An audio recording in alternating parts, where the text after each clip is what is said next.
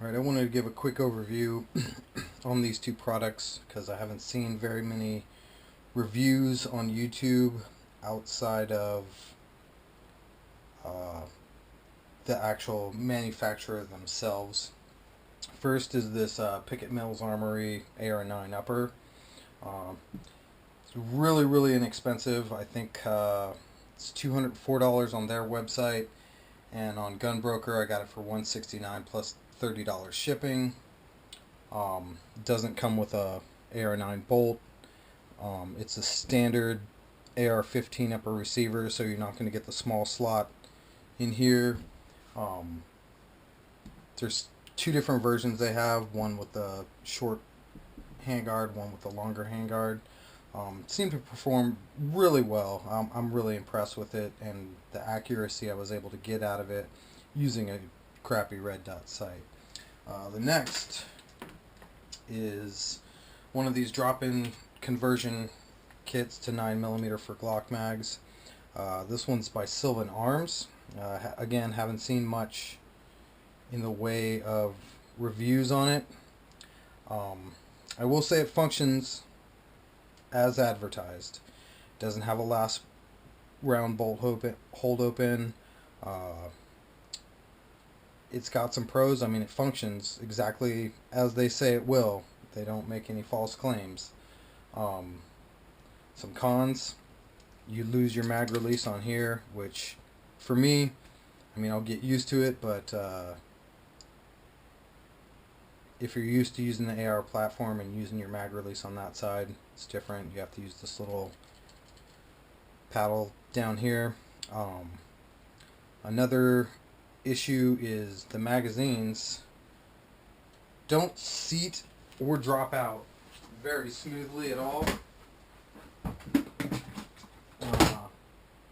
Well, all the magazines do seat. I have three different ones. I got a stock Glock magazine, a Magpul magazine, and I believe I have a Pro Mag magazine here. Don't ask me why. They all seat when they're empty fine, and they lock in there pretty well, and they drop. I mean, none of them drop free, so nothing like having a dedicated AR9 lower. But they do all, seat in there. The standard Glock mags seem to come free a little bit better. I think this one might actually drop free. Glock mags don't drop free. Well, okay, now it does. But for the most part, they get hung up, especially the Pro Mag magazines. These now are dropping free, which I guess that's good. At the range they didn't, but maybe it's because I put 300 rounds through this today. Some things to note about this is they say that it's not an issue with standard AR-15s. One thing I did notice is there's a lot more wear here from your bolt coming back and smacking it really hard. You do have to change out the buffer in this and get a heavier buffer. I went with the standard carbine spring, which I think I'm going to change that out as well, just to lighten the recoil a little bit. It has the recoil it's a little bit more than a Scorpion Evo, but a little bit less than an AR-15. It's not bad at all. It's very manageable, but it is a lot of wear. As you can see, this line here, straight across, that's where the bolt hits it. And then on the bolt itself, I mean, this is a ramped bolt. It's not ramped super extreme or anything like that, but there's a lot of wear from that bolt rubbing across that, which in my experience with like a standard AR-15 is not very normal.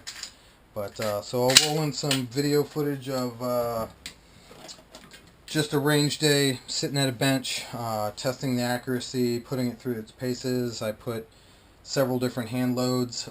Unlike a lot of other AR-9 platforms, this ran these hollow points from Everglade ammo. No problem. I ran polymer coated I ran Hornady hollow points, 115 grain, 124 grain. I'll put a picture of all the different types of rounds that I fired through it, and it didn't have any hang-ups. Another thing I was really impressed with, I actually had a case explode in this today, and it did 0 damage to the receiver itself, which is really nice, especially for people who reload everything they shoot, not having to worry about it. It's a good solid, I mean, it's forged, you know, in the same forgery that most of them are. So yeah, I'll roll footage of today's range, and then I'll tie in some competition footage with this to see how that fares, and then I'll give my final thoughts on it.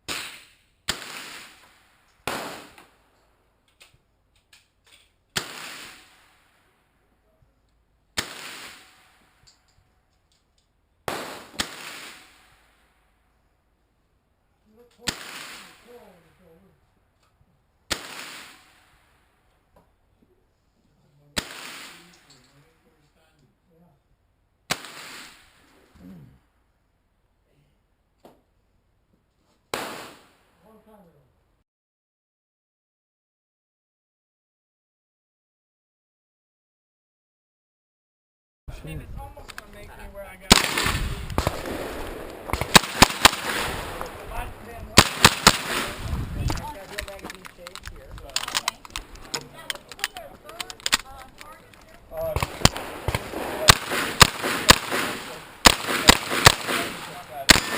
If you are finished, unload and show clear. I think you're supposed to be behind it. If clear. Alright, just keep them up. Final thoughts on all this. Pickett Mill Armory. I'll definitely be buying from them again. I was really impressed with this upper, even though I had a, you know, really cheap red dot on it. It functioned really well. I was really concerned because I didn't get a chance to rapid fire it, but once in the competition setting, rapid firing this wasn't a big deal at all. Quality products. The Sylvan arms, it functioned flawlessly. I had one hang up in which I didn't insert a magazine all the way, and there was already a round in the chamber. When I fired it, it came back. It tried to pick up that round, but it just sent it up and caused a major jam. Not a big deal. That was my fault. The only other complaint I have about it is reloads are.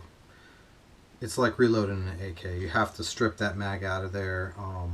The mags were falling out on the bench, but once I got to competition and shooting it at the range, you know, from the bench and everything, they really stick.